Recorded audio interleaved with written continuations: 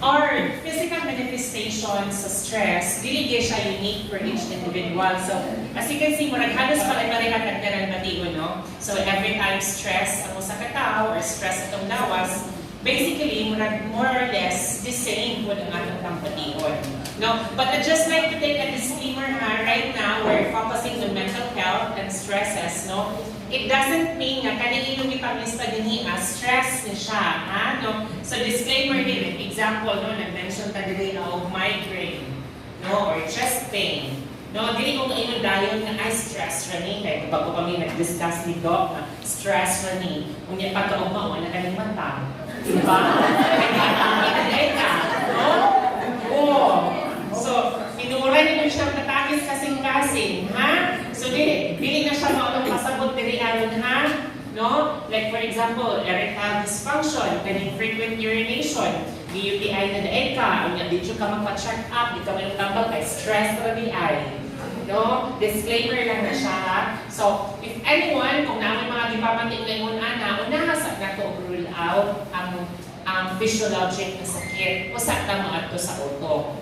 No? So, before that, magpakonsulta ka sa doktor, dili mo dayon ng doktor na stress na siya. Siyempre, mo itong in-laboratory ka, no? Nag-tambal, kaya ito sa tanaw, kaya basig wala na siya sa imo na naamig sa lawas. Which is mas important, no? No, mas important, ito kay mas makayatak na today. Ha? So, muna hindi mo na unahon, no? So, migraine, insomnia, especially like headache and migraine. Kung dili na siya ordinary mga migraine ha, kanang murag yun kung malikong mabuak na imong ulo, kanang first pa nimong na-experience. So, kana, I'd suggest na you go for a check-up. Ha? Kung dili common na sa imuha. So, it might be na siya lain nga rason na nung ingon anak pa ang imong headache, no? So, again, mga chest pain, palpitations, especially sa nag-edad ng mga 40 pataas, no? O naay mga maintenance. Naay mga nag-maintain din tambal, no? Mga lusartan, no? Ang lulipin. Okay. So, erectile dysfunction di po siguro erectile dysfunction na yun. Basta ko ano po siguro, okay yung low sex drive. No, low sex drive, meaning of medical term na nato libido, no, ang gana sa pakikipagtalik, no. So low libido, tingod yun na kung stress ka, syempre dagan mga una-una mo, hindi na ka makauna-una, di ba? Uwag, no? Parang wala na uwag mo sunod, kay puro na lang sa unang pagbayad sa utang, wala na pala sinuhan, di ba? O, yung anasay mo itong mga batalyon pa, no? Excited kayo ka mag-date, karon, excited kay ka nga makasweldo kay ang bayaron, di ba? Mga add to cart nato. So ingon ana. Stomach ache, heartburn, asam ng heartburn nga nahapon. Actually, the heartburn is also nara na siya sa tiyan. We just call that heartburn kay usahay na diri sa lunahan. No? Pero wala siya kalabutan sa kasing-kasing ha. Ang heartburn, actually, mura-mura na siya stomach ache, no? Burning sensation lang siya, hapdos, no? So, tungod na siya sa acid, overproduction sa acid. Commonly, ang usa sa mga manifestation na loob na mo GERD, kanang ingon nga i-GERD ko or reflux ko, gastroesophageal reflux disease. The common manifestation is heartburn, no? Murag sunugon. Nakasulay na mong ingon na, sunugon yung lubhan, tas moabot na rin sa liog, no? So, dapat dili mo, kanang may anak ko, sa mga alcoholic, atong city of binge eating, kanang grabe ito ang kao magpabusog.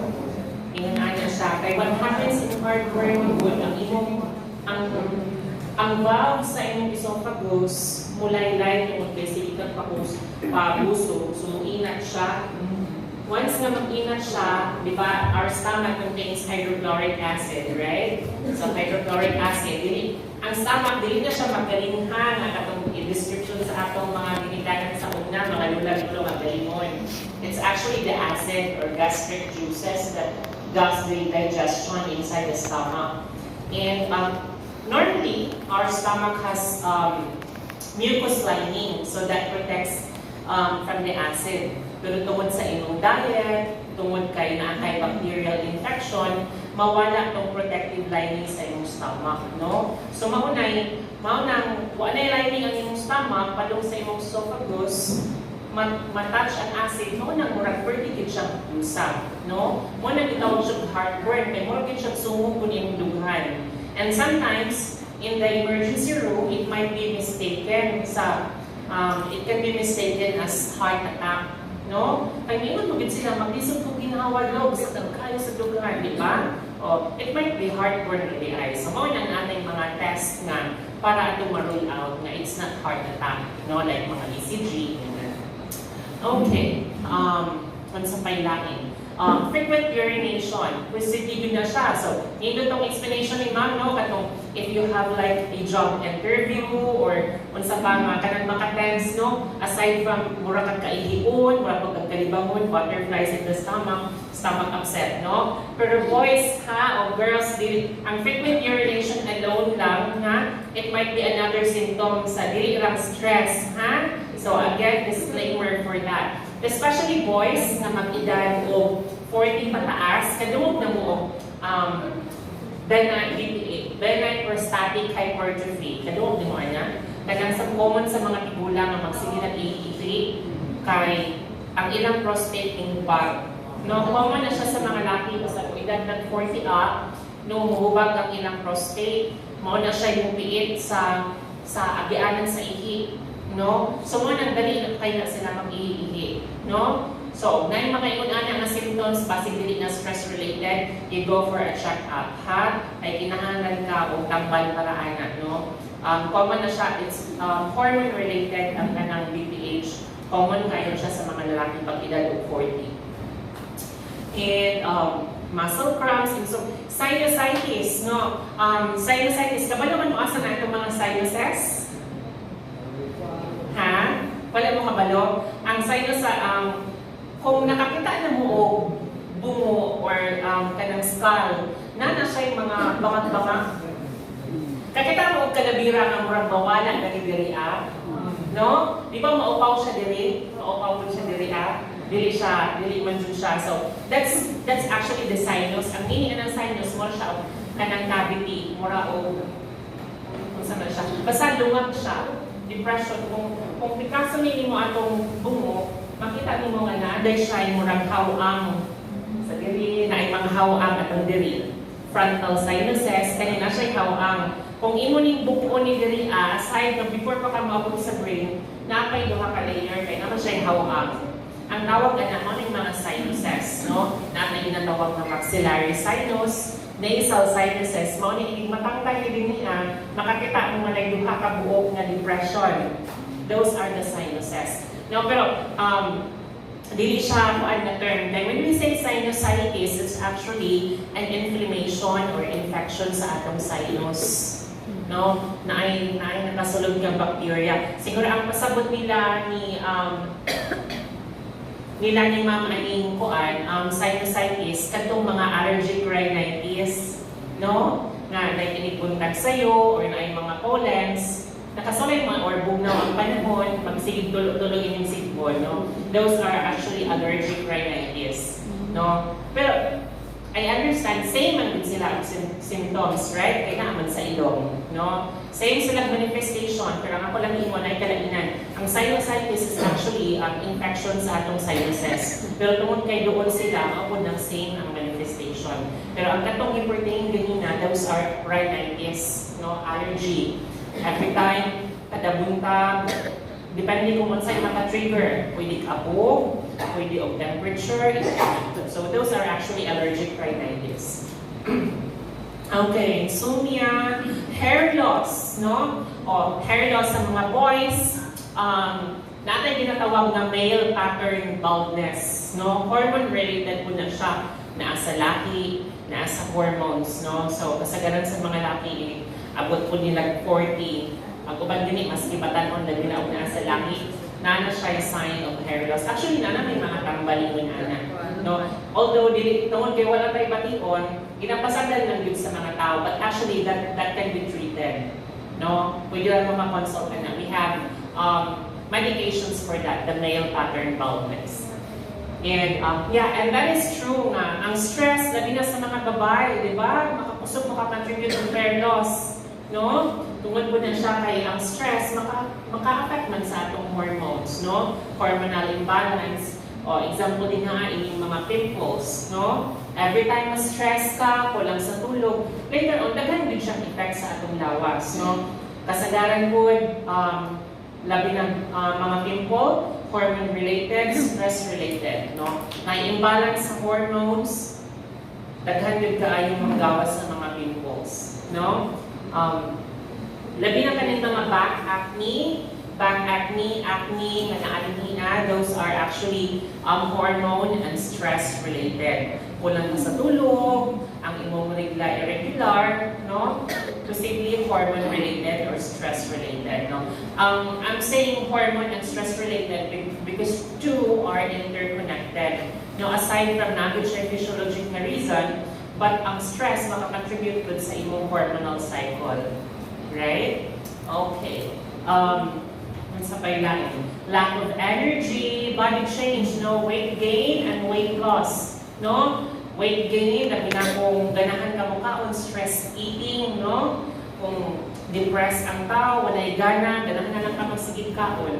No? Ingon na po that's how some of our body works. Like ang brain pa. Every time wala kay gana, si brain, musugo po nga, i-try kang ka-active. And one way to do that is hindi kang pakaon. So, mangita siya lain na outlet ba? No? Wala mo kay bukat, uy, sige kaon na naman, wala na. Pero, dili siya maayong dili siya maayong alternative. No? Pero that's how our brain works, manggod. Mangita din siya paagi. So next, sa pamay common na ito diri yung sa pamay-laing diri ang mawala na ito na touch. No? So, anxiety, depression, frozen shoulder, yes, mga body pains, no? Magawas ng mga panuhot, no? Lahat na magawas ang mga Pauli Arco, sa pailain. No? Napabayaan na itong na-miss? Ay, nerves. Pero careful mo yung mga nerves, ha? Especially sa mga diabetic, kay common we call that neuropathy. No? Atong murag kanang kakuan mo anang pagmugsigit ang lingkod, no? Murag na yung mga pagtusok-tusokon, no? Magbanhod, yung anak. So, di na siya, stress-related diha po na siya. Pero if na mo diabetic, unahan sa inyo rule out na dili ko siya hinungdan sa diabetes, ha? Kay common na siya. So, usas mga unang mga padungog naman siya diabetic neuropathy, no? Usa na siya sa unang mga madakot with diabetic ang tao. Kaya because the nerves, di ba, super man siya kadagmay, no? Dali siya mag-block, no? Ang iyang circulation, dali mabarahan. Tungod kay gamay kaayo, like mura siya mga hairline lang, inuna na siya. So, mga nang dali, mabitaw ng kabantay mo, mga putlan sila tiil, no? Maputlan, kaya hindi naman sila ka-feel. No? Ang mga nerves sa ilang mga extremities, hindi na sila ka-feel. Labi na itong mga long-term na uncontrolled yung mga diabetics. No? Kung palakaw-lakaw na mo sila, dito sila kay Bawa, nasama na sila. No? Until such time na dako na kayo ang infection, dugay man nila mamatikdan. Pagtanaw mo, itong naday siya. No? So, na i-amputate na nato. Ingon nga na. Lisod mong ang tambalan sa diabetes tungod kay wala may circulation. Bisag kapila niyo mo painon ng tambal, ang antibiotic dili na makaabot dito sa site sa infection. Ganun man, wala man siya circulation, di ba? Ang antibiotic, tunawon man to, i-adto sa dugo. Right? Maadto sa dugo ang antibiotic, pero dili siya makaadto sa site sa samad. No? Ganun man, ganing namatay ito part, no? Nalata siya part, kaya wala man siya dugo na dito. So, di mo na putlong siya. Mo na nga siya kalisod magtambal.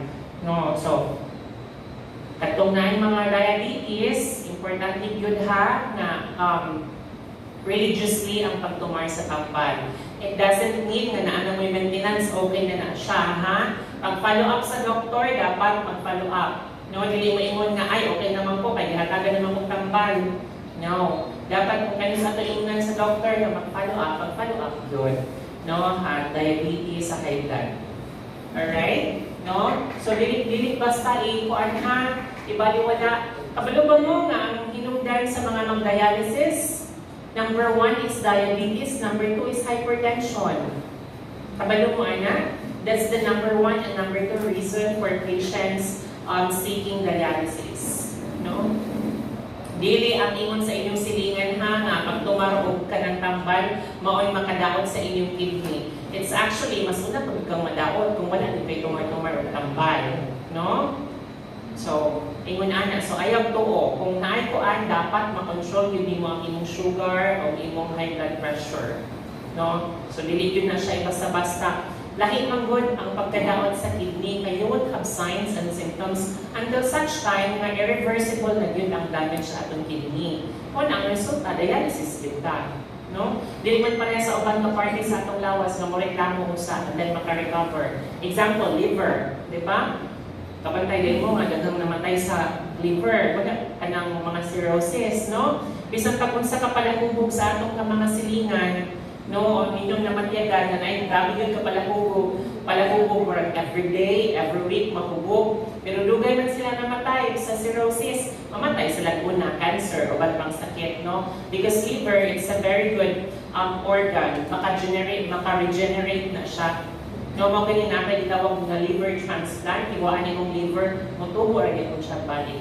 Yung na naka-powerful ang liver, but the kidney does not work that way. Once nga mapatay na yung kidney, progress na din na siya. Once nga na-damage, it's progressive.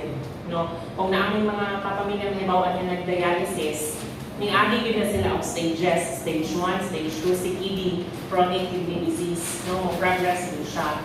Ay, hindi naman na natin siya matabang. So you have to be careful. So, mga hypertensive and diabetic, be religious with your medications. Okay. Before the results,